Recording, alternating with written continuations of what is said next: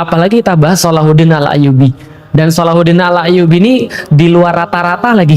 Gitu kan ya. Kenapa di luar rata-rata? Contoh misalnya, saya pengen ngasih tahu akhir hidup Salahuddin Al-Ayyubi itu ketika beliau itu meninggal, maka beliau dikatakan pemakaman beliau itu seperti seolah-olah pemakaman para nabi.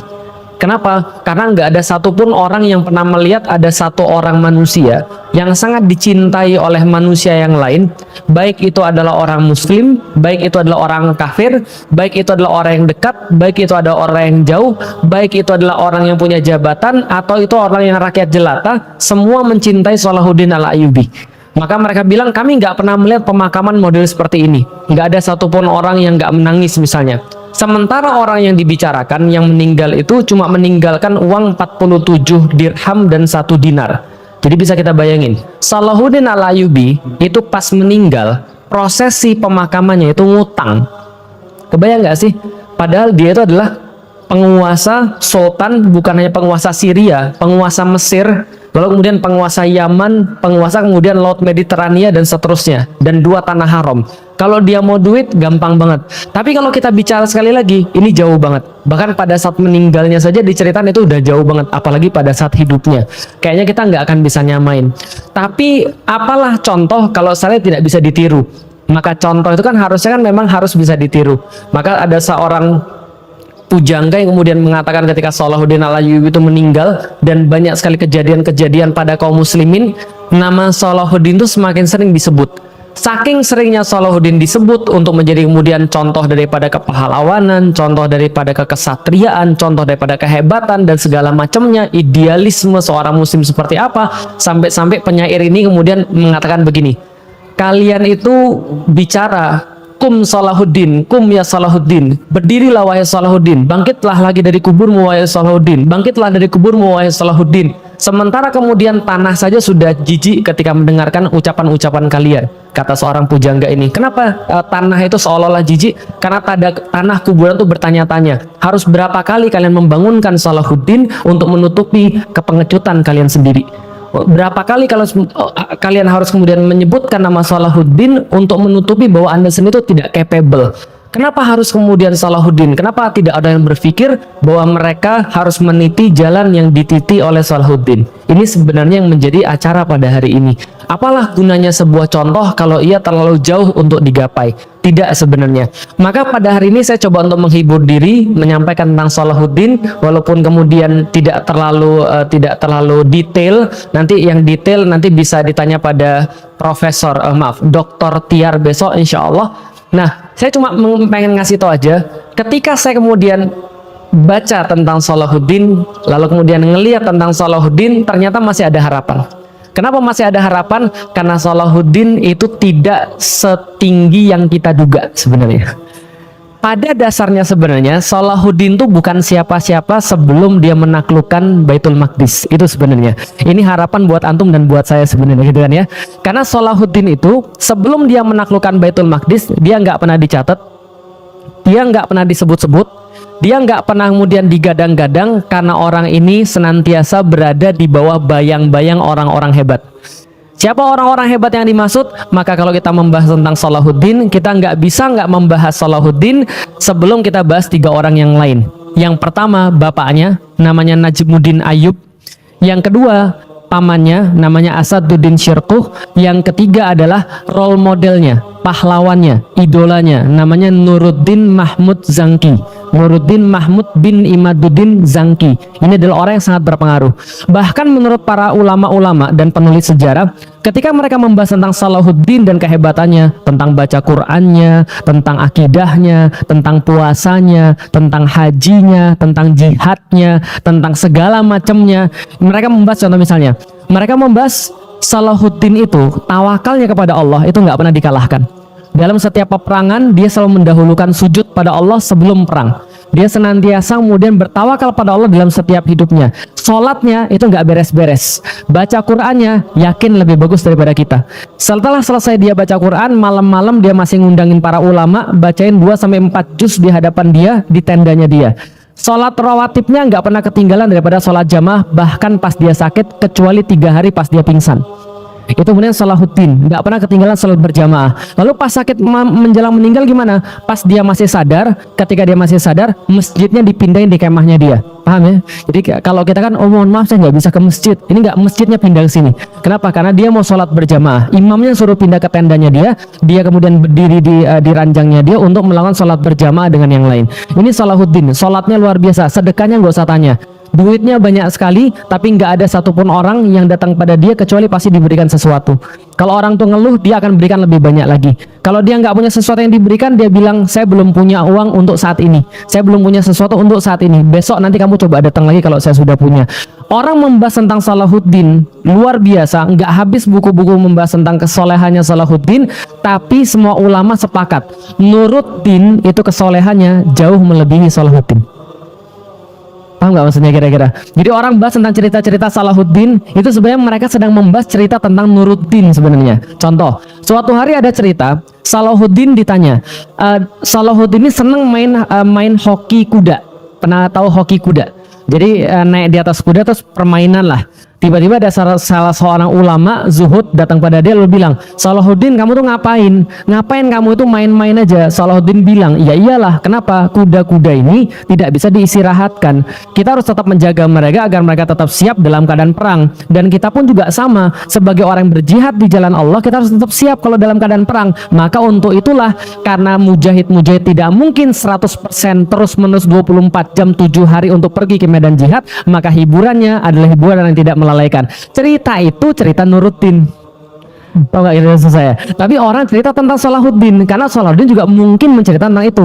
Kebaikan-kebaikannya Salahuddin itu semua cerita tentang Nuruddin. Maka kalau Anda baca cerita tentang Nuruddin dan baca cerita tentang Salahuddin itu sama, plus Nuruddin lebih tinggi. Contoh misalnya, orang yang sama, seorang ulama pernah ngisi di majelisnya Salahuddin. Ketika ngisi di majelisnya Salahuddin, orang-orang tuh pada ribut. Ada orang ngomong di belakang, ada yang kalau zaman sekarang anak-anak main pesawat-pesawatan gitu kan ya, ada yang ngobrol sama yang lain, ada yang jualan online shop dan segala macam gitu kan ya. Lah, itu ketika itu sampai syekhnya bilang, Salahuddin saya nggak mau ngisi, pergi dia. Dia pergi, lalu kemudian di rumahnya dia dibujuk, kenapa syekh? Kenapa syekh? Akhirnya syekhnya bilang, saya nggak mau ngisi di majelis kamu. Kenapa? Majelismu kayak pasar. Saya dulu ketika zamannya Nuruddin, saya tuh ngisi, itu burung-burung kayak hinggap di kepala saya. Nah, maksudnya. Jadi saking kemudian heningnya majelis itu, saking kemudian Nuruddin sangat perhatian pada kemudian segala macamnya, maka dia kemudian sampai sangat merasa nyaman ketika ngisi. Maka saya bilang tidak bisa dilepaskan dari Nuruddin Zangki, nggak bisa dilepaskan dari Asaduddin Syirkuh, nggak bisa dilepaskan dari Najmuddin Ayyub. Ketika tiga ini sudah nggak ada, baru Salahuddin itu maju. Paham ya? Jadi Anda jangan merasa pesimis dulu. Saya kan bukan siapa-siapa. Iya, mungkin Anda bukan siapa-siapa. Nanti kalau Felix sudah mati, gitu kan, Anda baru jadi ya. Kira-kira begitulah kira-kira. Berarti Felix harus mati dulu, ya? Mungkin gitu kan ya. Tapi saya pengen kasih tahu, orang ini nggak ada di dalam radar. Nggak ada di dalam radar. Dia bukan orang seperti Muhammad Al-Fatih yang memang dari lahir sudah membawa gelar sultan. Dia bukan orang yang favorit. Bahkan diceritakan pada satu waktu ketika lahirnya Salahuddin Al-Ayyubi, itu bapaknya Najmuddin Ayyub itu mendapati saudaranya Asaduddin tadi mukul seorang laki-laki mati. Gara-gara apa? Laki-laki ini mengganggu seorang muslimah. Muslimah itu kemudian ngadu pada Asaduddin, dan mereka berdua pejabat, Asaduddin sama Najmuddin bapaknya Salahuddin itu sama-sama pejabat. Ketika dipukul mati. Ketika mati, mereka harus keluar dari kota itu daripada jadi buron. Kira-kira gitulah. Pas keluar, dia bawa anak yang baru lahir itu, dia mau bunuh anak ini. Jadi bapaknya itu, karena saking kemudian merasa ini anak bawa sial. Kok gitu sih? Bukannya bapaknya itu soleh? Iya, tapi orang soleh kadang-kadang khilaf. Nah, maka dalam kemudian buku-buku sejarah yang sampai pada kita, ada catatan seperti ini, bahwa Najmuddin Ayyub ketika melihat Salahuddin nangis terus, ketika saat kemudian keluar daripada kotanya itu menuju ke tempat Imaduddin itu, maka dia mau bunuh anak ini. Nah, ketika dia mau bunuh anak ini, diingatkan oleh salah seorang yang jadi bawahannya, kenapa kamu nyalain bayi ini? Bayi ini nggak bisa mendatangkan manfaat bagimu, juga nggak bisa mendatangkan mudorot bagimu. Kenapa kamu justru nyalain anak ini? Dia sadar dan akhirnya kemudian tetap bawa anak ini. Anak ini bukan favorit. Anak ini orang biasa. Ketika misalnya diceritakan dalam berbagai macam kisah, ketika dia muda berpengalaman sudah menunjukkan sebuah prestasi, itu ditulis baru setelah dia menaklukkan Baitul Maqdis. Paham dong sekalian? Sebelum dia menaklukkan Baitul Maqdis, praktis tidak ada catatan tentang Salahuddin Al-Ayyubi. Artinya, hampir pasti dia adalah orang-orang biasa yang ditugaskan dengan tugas-tugas biasa. Contoh, ada beberapa tugas itu kemudian diberikan pada Salahuddin, salah satunya menjadi kepala keamanan di kota Damaskus. Itu salah satunya, kepala keamanan kalau zaman sekarang polisi. Jadi menjaga keamanan. Saat itu ada yang buat puisi. Buat puisinya, Salahuddin itu lahir dengan nama Yusuf. Yusuf kalau dalam cerita Al-Quran ganteng atau tidak? Ganteng. Saking gantengnya itu pas dia lewat, itu cewek-cewek motongin tangannya sendiri. Nah, maka pujangga itu berkata, kalau Yusuf yang satu membuat cewek-cewek tangannya kepotong, maka Yusuf yang satu ini membuat cowok-cowok tangannya kepotong. Paham maksudnya? Karena pencuri-pencuri nggak akan aman di depan dia. Karena kalau pencuri ketangkep, maka akan diberlawan syariat, tangannya dipotong. Tapi cuma itu aja kemudian yang menjadi prestasi dia. Nggak ada lagi catatan apapun lagi. Nggak ada catatan tentang prestasi dia, nggak ada apapun. Prestasinya Salahuddin baru dicatat ketika dia dan pamannya diminta sama Nuruddin untuk menyelesaikan permasalahan Mesir. Saya agak bingung mau cerita dari mana, tapi mudah-mudahan kalau saya loncat-loncat teman-teman paham. Tapi sebelum saya cerita tentang semua ini, saya pengen cerita tentang yang lain lagi. Tahan sampai di sini ya, tentang Mesir ya. Bisa disepakati? Saya mau cerita yang lain. Teman-teman sekalian, ceritanya tahun 1000-an. Cerita tahun 1000-an. Salahuddin tahun berapa? 1100. Saya pengen cerita sesuatu yang sangat penting supaya teman-teman tahu dan punya harapan ujung daripada kisah ini kita pengen jadi seperti apa dan kaitannya dengan Baitul Maqdis. Oke. Tahun 1000-an Baitul Maqdis jadi milik kita masih. Kenapa? Karena dibebaskan oleh Umar bin Khattab pada tahun 638. 638 Umar bin Khattab membebaskan Baitul Maqdis setelah kemudian menyelesaikan langkah-langkah yang pernah dibuat oleh Rasulullah Shallallahu Alaihi Wasallam. Jadi Rasulullah ketika dia Isra dan Mi'raj melihat Baitul Maqdis, sebenarnya bagi Allah Subhanahu Wa Taala, Allah ingin mengenalkan ini loh targetmu kelak. Bikin rencana untuk menaklukkan Baitul Maqdis yang sekarang lagi dalam penjajahan Romawi. Maka Rasul mengambil kemudian tugas itu, membuat rencana. Ketika masih hidup, rencana yang sudah tereksekusi adalah perang Mu'tah dan perang Tabuk. Maka dua ini adalah rencana eksekusi Rasulullah Shallallahu Alaihi Wasallam. Ketika perang Tabuk Rasulullah meninggal, maka pasukan ini mau ditarik oleh Umar bin Khattab. Maka kemudian ketika dia menyarankan pada Abu Bakar, tarik dulu nih pasukan Tabuk. Kenapa? Rasulullah ini sekarang lagi meninggal. Kita perlu pasukan untuk menstabilisasi negara kita sendiri. Abu Bakar berkata, saya nggak bakal menarik kembali pasukan yang sudah diberangkatkan oleh Muhammad Sallallahu Alaihi Wasallam. Kenapa? Abu Bakar tahu persis ini adalah jalan menuju kepada Baitul Maqdis. Maka ketika kemudian dua ini sudah dititi, Baitul Maqdis kemudian diketahui oleh Abu Bakar dan Umar. Umar menaklukkan tahun 638 tadi. Setelah menaklukkan Baitul Maqdis, tetap di dalam genggaman kaum muslimin sampai kemudian pada tahun 1100 tadi ketika perang salib. Tahun 1000-an ketika masih milik kita, kaum muslimin berada dalam masa kepemimpinan Khilafah Abbasiyah. Khilafah Abbasiyah ini mencapai puncak daripada kejayaan pada waktu itu dengan banyaknya sains, dengan banyaknya kekayaan, dengan banyaknya kemudian wilayah dan seterusnya. Apa hasilnya? Hasilnya mereka jadi lalai. Makanya saya perlu kasih tahu, Anda ada yang diuji dengan kemiskinan, ada yang diuji dengan kekayaan, ada yang diuji dengan nggak terlalu pintar, ada yang diuji dengan yang sudah sangat pintar. Kira-kira yang mana yang lebih susah? Ujian miskin atau ujian kaya? Ujian miskin atau ujian kaya? Ujian nggak terlalu pintar atau ujian pintar banget? Paham sampai di sini teman sekalian? Jadi kalau Anda nggak terlalu pintar, kalau Anda miskin, bersyukur Anda baru dikasih ujian yang rendah. Paham teman sekalian? Kaum muslimin itu tidak pernah kalah ketika mereka masih pada masanya Umayyah. Nggak pernah kalah ketika mereka masih kemudian di bawah Rasulullah Shallallahu Alaihi Wasallam. Padahal mereka nggak punya yang namanya teknologi. Mereka nggak punya yang namanya keluasan wilayah. Mereka nggak punya keluasan waktu. Mereka bukan yang diunggulkan, tapi mereka menang terus. Tapi ketika masa Abbasiyah, saat mereka sudah punya segala-galanya, mereka jadi malas. Mereka malas jihad. Mereka malas kemudian untuk pergi keluar. Mereka malas ribat. Mereka malas untuk belajar dan seterusnya. Hasilnya seluruh urusan keamanan diberikan Abbasiyah pada orang-orang Turki untuk pergi ke perbatasan. Dari situlah muncul namanya Kesultanan Saljuk. Jelas ya, Kesultanan Saljuk muncul, kemudian ketika dia menyatukan seluruh kekuatan di perbatasan, Kesultanan Saljuk ini di Asia Kecil Pernah lihat peta? Asia kecil tahu? Asia besarnya nggak tahu, Asia kecil apalagi. Ada satu tempat Asia kecil ini berbatasan dengan wilayah Romawi. Orang Saljuk ditaruh di sana. Orang Saljuk ini namanya orang Turki kan pintar perang. Perang terus menerus, nguasain wilayah Bizantium, nguasain wilayah Konstantinopel, Bizantium. Lama-lama orang Bizantium merasa ini ancaman nyata. Ketika ancaman nyata, 1071 seorang kaisar namanya Romanus Diogenes itu keluar membawa 100.000 pasukan.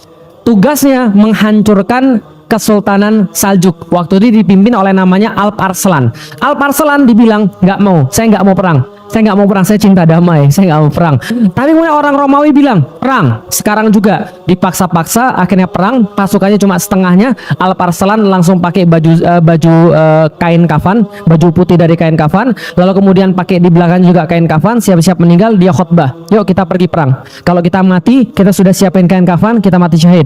Tapi kalau kita menang, Allah akan memberikan kita kemuliaan. Mereka perang dan mereka menang. Singkat cerita, kemenangan tadi terjadi di daerah namanya Manzikert pada tahun 1071. Terjadi di wilayah namanya apa tadi? Manzikert 1071. Ini termasuk peperangan yang sangat-sangat berpengaruh. Setelah peperangan ini, nama Islam muncul di Roma, Vatikan. Lalu kemudian muncul di sana, terus-menerus dengar tentang kaum muslimin. Puncaknya 1095, clash-nya antara orang-orang Bizantium dengan orang-orang Saljuk mencapai pada puncaknya. Orang Bizantium bilang, kirim surat kepada Paus yang ada di Roma, kita minta bantuan mereka untuk ngelawan orang-orang muslim. Sampai di sana berita ini dikembangkan sedemikian rupa, pusat hoax dunia pada waktu itu, paham sekalian, bukan nasional ya, pusat hoax dunia dikembangkan sedemikian rupa. Salah satunya apa? Orang-orang muslim antikristus, orang-orang muslim makan makan daging bayi, orang-orang muslim memperkosa orang-orang Kristen, mengencingi gereja makam suci yang ada di Palestina dan seterusnya. Banyak sekali hoax-hoax yang diproduksi. Muncul perang salib, jelas ya, perang salib 1096 muncul. Perang salib pergi kemudian ke daerah muslim. Kenapa muslim hancur lalu dikuasai kemudian Baitul Maqdis oleh orang-orang salib? Alasannya sederhana, saya cuma mau menceritakan 1096 ketika muncul perang salib, Saljuk tidak lagi dipimpin oleh Alp Arslan, berpecah belah. Mereka lebih mementingkan kelompok dan kekuasaan daripada Islam. Ini intinya. Intinya ketika perang salib, keadaan sebelum Salahuddin Al-Ayyubi lahir, kaum muslimin terpecah belah dan penguasanya pengen enak sendiri. Ada dua. Satu, ulamanya berpecah belah. Dua, penguasanya pengen enak sendiri. Apa contohnya? Nih lihat. Sebelum Salahuddin Al-Ayyubi lahir, itu pernah terjadi bentrok antara pengikut Syafi'i sama pengikut Hambali. Bentrok, 40 orang meninggal. Tahu nggak? Gara-gara bahas apa? Masalah fikih. Tahu nggak kira-kira saya? Jadi kira-kira gini lah. Celana itu cingkrang atau tidak, bunuh-bunuhan sampai 40 orang mati, wah ini sekalian, kira-kira gitu. Coba antum bayangkan, pengikut Syafi'i, pengikut Hambali sama-sama bersyahadat, ribut 40 orang meninggal, itu gara-gara bahas masalah fikih. Dan itu kejadiannya bukan cuma sekali. Itu kejadian pada saat itu. Apalagi contohnya, ketika pasukan salib masuk, itu saking kemudian satu penguasa sama penguasa yang lain yang berdekatan gak suka, maka penguasa yang satu itu minta bantuan dan ngasih informasi kepada pasukan salib agar saudaranya gak menang perang. Paham teman sekalian? Itu kenyataan ketika Salahuddin Al-Ayyubi lahir. Menarik banget, ingat baik-baik. Seorang ulama namanya Majid Al-Kilani, dia berkata, ketika dia melihat kondisi pada saat itu, maka dia berkesimpulan, ulama-ulama yang lahir sebelum Salahuddin dan sebelum Nuruddin, mereka tidak mengumandangkan seruan jihad ketika mereka dikuasai oleh perang salib, ketika dikuasai oleh orang-orang salib. Kenapa? Menarik banget, coba camkan baik-baik. Karena ulama-ulama di masa itu tahu persis bahwa kaum muslimin tidak siap untuk berjihad. Kenapa tidak siap untuk berjihad? Karena mereka masih berpecah belah. Maka seluruh ulama-ulama yang lahir sebelum Nuruddin menjelang Salahuddin adalah ulama-ulama yang menyuruh kepada ukhuwah. Catat ya, ulama-ulama yang menyuruh kepada ukhuwah. Sampai ketika saya baca itu, saya jadi mikir. Kadang-kadang kan gini, ada orang berkata, nggak mungkin bersatu sebelum yang ada namanya akidahnya benar. Teman-teman sekarang saya mau nanya, akidah benar tapi tidak bersatu, atau bersatu tapi akidahnya nggak benar? Yang mana kira-kira? Bingung kan? Yang penting akidahnya benar, Ustadz. Kalau akidahnya nggak benar kan kita masuk neraka. Betul. Tapi coba lihat baik-baik. Yang kejadian pada saat itu adalah akidahnya nggak benar tapi bersatu, itu pasukan salib. Walaupun bersatunya karena hoax, paham teman sekalian? Jadi bersatunya karena hoax tapi bersatu, akidahnya nggak benar, diberikan kemenangan atau tidak? Oke, coba lihat baik-baik. Pernah nonton film Kingdom of Heaven? Belum ya? Ini saya kasih tahu ada satu percakapan yang menarik. Tapi saya nggak yakin nih Salahuddin yang ngomong. Tapi walaupun saya nggak yakin, saya tetap mau cerita aja gitu kan ya. Jadi gini ceritanya. Dia dibilang sama dia, ada seorang bawaan Salahuddin bilang begini, Salahuddin, kenapa kita nggak serang aja nih orang? Kita sudah dijanjikan kemenangan oleh Allah. Allah pasti akan bantu kaum mukmin. Kenapa kamu takut banget? Salahuddin bilang, belum saatnya. Kamu tuh pengecut. Kenapa kamu nggak menaklukkan dia? Kita pasti dapat kemenangan daripada Allah. Salahuddin bilang begini, kalau begitu kemana kemenangan itu? Di mana Allah sebelum saya ada? Karena sebelum dia ada kan kalah terus sekalian. Nah, Salahuddin pengen ngasih tahu bahwa tidak cuma nyebut nama Allah, tapi Anda harus kemudian melihat sebab akibatnya.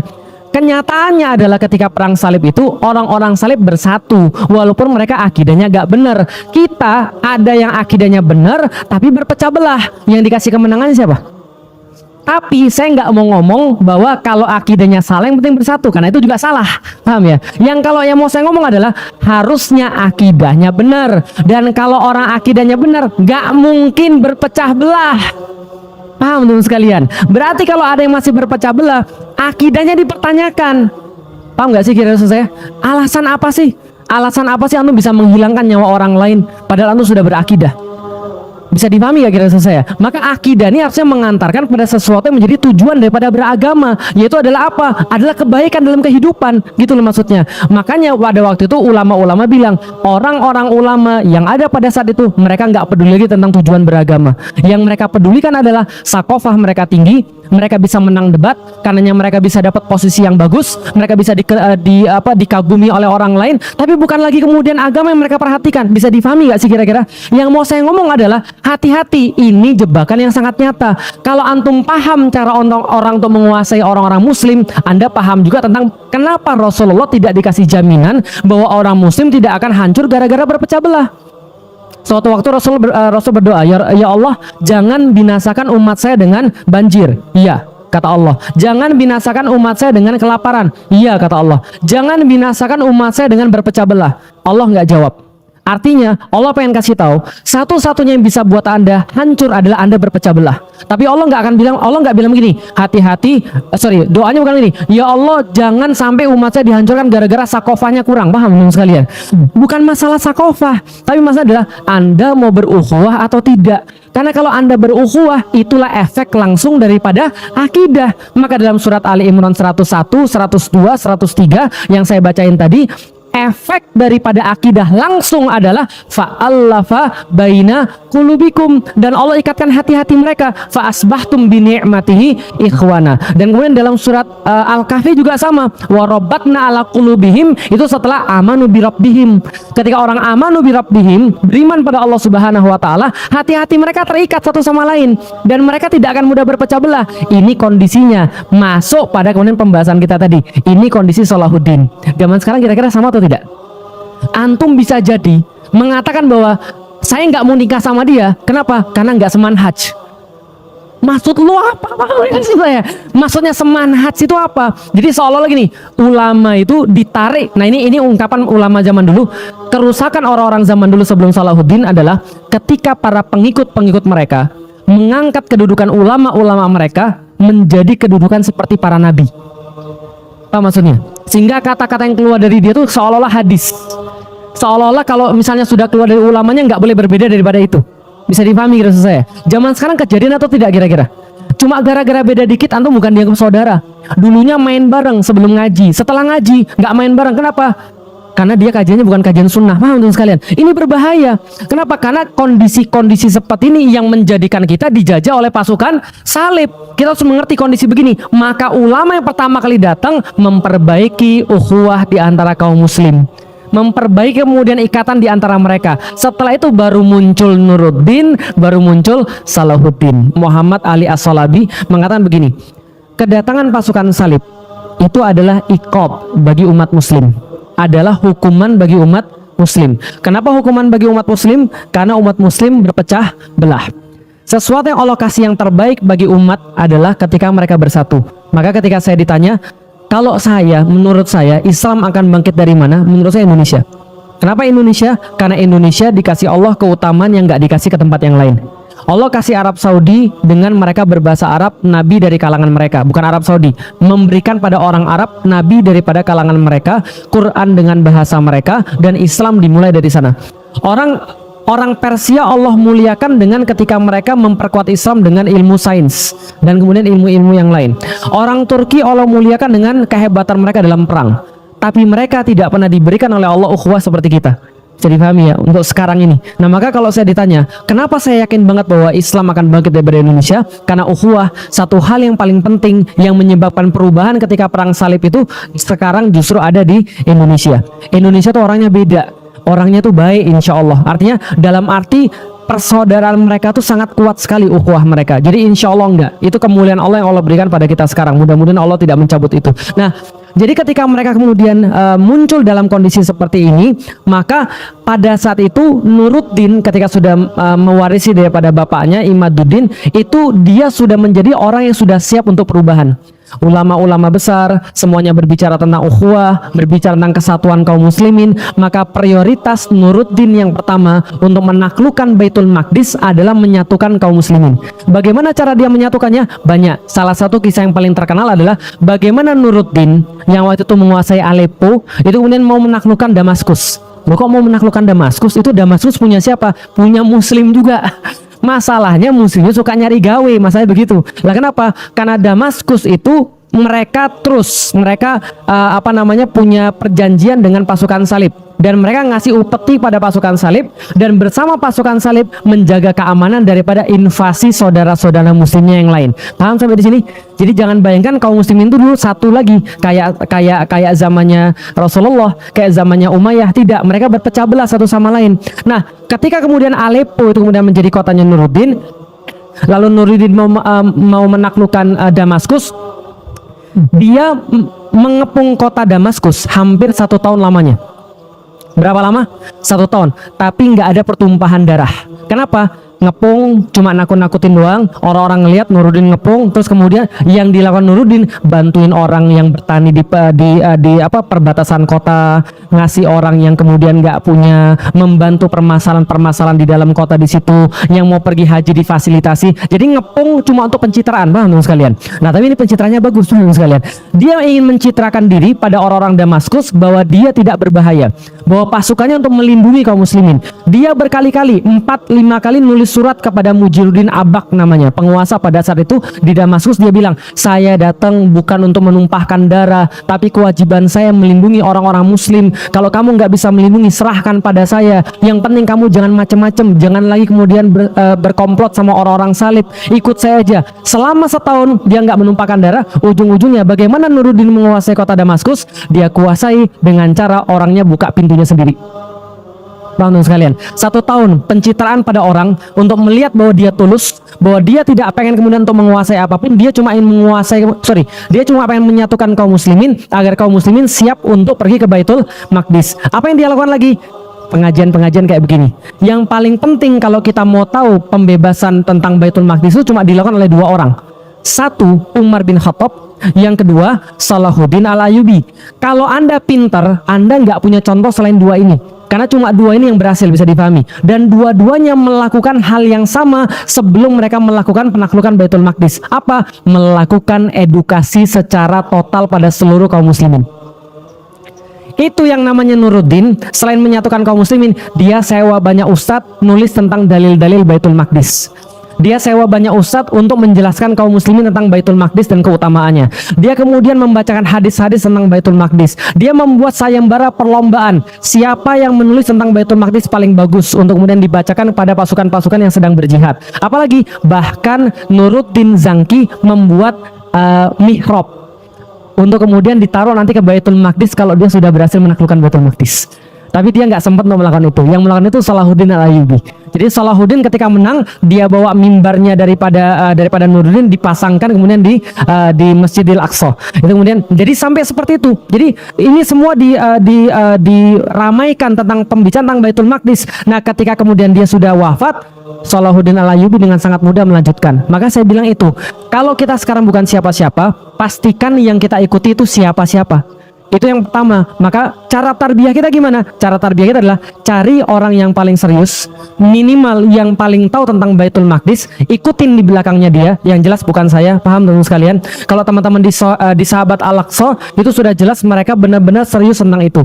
Saya dikasih 3 buku, makanya saya tadi baca-baca banyak, gitu kan ya. Saya dikasih 3 buku, buku emas Baitul Maqdis untuk kemudian pengetahuan saya, dan mereka serius banget. Kalau kita bukan siapa-siapa, ikuti siapa-siapa. Siapa yang diikuti oleh Salahuddin Al-Ayyubi? Pamannya Asaduddin Syirkuh. Dari dia belajar apa? Dari dia belajar tentang jihad dan tentang peperangan. Najmuddin Ayyub belajar tentang apa? Administrasi kota dan tentang agama. Pada Nuruddin Zangki belajar tentang apa? Role model semuanya. Maka dia ikuti. Ketika semuanya sudah wafat, ternyata gilirannya Salahuddin Al-Ayyubi. Hidup nggak adil kan ya? Hidup nggak adil kan ya? Memang hidup nggak adil. Ada yang bertanya pada saya, kenapa bukan Nuruddin Zangki yang menaklukkan? Ya suka-suka Allah, paham teman sekalian. Makanya kalau Anda sekarang lebih muda daripada saya, itu justru bisa jadi sebuah hal yang menjadi kelebihan antum. Ternyata orang bukan membahas tentang Nuruddin, orang membahas tentang Salahuddin. Padahal Salahuddin ibarat kalau zaman dulu, siapa yang lihat tahun 80-an? Pernah lihat Manchester lagi masa jaya-jayanya? Pernah tahu Manchester United pada masa jaya-jayanya? David Beckham tahu crossingnya David Beckham tahu. Nah, kalau guyonan zaman dulu saya sama teman-teman saya itu, Dwight York itu tinggal naruh kepala aja begini sekalian. Nah, yang ngarahin itu adalah David Beckham, terus mantol masuk sekalian. Nah, Salahuddin itu cuma gitu doang sekalian. Ibaratnya karena jalannya sudah dirintis oleh Nuruddin Zangki, gitu maksudnya. Nah, jadi itu kemudian cara tarbiyahnya. Nah, maka apa hubungannya kita dengan kemudian Baitul Maqdis? Sama, sini saya kasih tahu. Ketika Salahuddin Al-Ayyubi meninggal setelah sakit 12 hari, Salahuddin Al-Ayyubi itu sakit dan meninggal cuma 12 hari saja bedanya. Dia sakit ketika sudah menginspeksi orang-orang sedang pulang haji, dan setelah kemudian dia menginspeksi orang pulang haji, dia sakit, dia minta dibacain Quran terus. Dibacaan Quran setengah nggak sadar, hari ke-9 ketika kemudian dibacaan Quran pada dia, la ilaha illahu alimul ghaibi wasyahadah, maka dia kemudian berkata, sahih sadaqta, sahih benar kamu, kemudian sahih kamu benar. Setelah itu pingsan lagi. Hari ke-12 kemudian la ilaha illahu alaihi tawakkaltu, tidak ada Tuhan selain Allah, kepada kamu engkau saya bertawakal. Salahuddin lalu senyum, bersyahadat, lalu meninggal. Ketika meninggal dia, seorang kemudian ulama Ibnu Syiddad berkata begini, saya selama ini mendengar ada orang berkata, kalau saya bisa mati menggantikan dia, saya akan mau menggantikan dia. Dan dia bilang, dia tulis, dan menurut saya ucapan itu berlebihan. Sampai saya melihat Salahuddin wafat di hadapan saya, baru dia bilang, saya mau menggantikan dia. Paham nggak maksudnya? Saking kemudian orang ini meninggal, dan orang ini penting banget bagi kemudian kaum muslimin pada saat itu. Dia kemudian diarak keluar mayatnya dan dimakamkan. Tadi saya sudah cerita, dia nggak punya duit sehingga dia harus minjem, keluarga harus minjem untuk memakamkan dia. Dan seluruh ulama pada saat itu sepakat Salahuddin akan dimakamkan bersama dengan pedangnya. Jadi kalau Anda nyari pedangnya Salahuddin, nggak ada, dimakamkan sama Salahuddin. Kenapa? Mereka berpendapat karena kami yakin ketika nanti sudah di yaumil qiyamah, Salahuddin akan dibangkitkan bersama dengan pedangnya.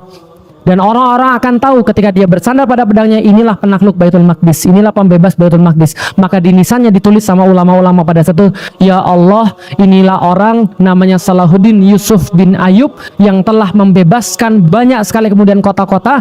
Dia membuka Baitul Maqdis, membuka kemudian pintu-pintu yang dikuasai oleh orang-orang salibis, membuka banyak sekali tempat-tempat bagi kaum muslimin. Maka ketika kemenangan terakhirnya yang saat ini, ya Allah, bukakanlah pintu surga bagi dia sebagaimana dia sudah membuka pintu Baitul Maqdis. Paham teman sekalian? Pertanyaan saya, anu mau nggak jadi orang kayak begitu? Satu kota disebutkan dari zaman Rasulullah Sallallahu Alaihi Wasallam sebagai kota yang harus menempati hati kita, captive sudah ada untuk kota itu, sama seperti kota Mekah dan kota Madinah nggak mungkin akan hilang daripada hati kita. Baitul Maqdis itu kemudian disebutkan keutamanya banyak sekali. Bahkan para sahabat berlomba ingin meninggal di sana, termasuk Bilal kemudian pergi di sana, termasuk sahabat-sahabat yang lain pergi di sana. Salahuddin Al-Ayyubi membebaskan itu, lalu yang dia lakukan adalah kemudian membersihkan seluruh kemudian Masjidil Aqsa dengan kemudian air mawar, sujud di situ. Bisa dibayangin teman sekalian. Dan ketika dia meninggal, dia dikenang sebagai pembuka Baitul Maqdis dan semua orang mendoakan kemudian bagi dia. Kenapa kemudian Baitul Maqdis penting bagi kita? Sebagaimana Baitul Maqdis penting bagi Salahuddin, sebagaimana Baitul Maqdis penting bagi Rasulullah Shallallahu Alaihi Wasallam. Pertanyaannya, kenapa ini menjadi sesuatu yang nggak penting bagi kita? Gitu maksudnya. Nah, itulah kenapa kita tuh nggak pernah bisa untuk dipalingkan dari situ. Itulah kenapa kita harus membiasakan diri kita dalam atmosfer ketika Nuruddin itu kemudian lahir, ketika kemudian Salahuddin itu dibesarkan. Atmosfer apa? Edukasi tentang Baitul Maqdis dan bahwa ada pasukan akan membebaskan di sana. Itu yang paling penting. Itu hubungan kenapa kita melakukan hal ini sekarang.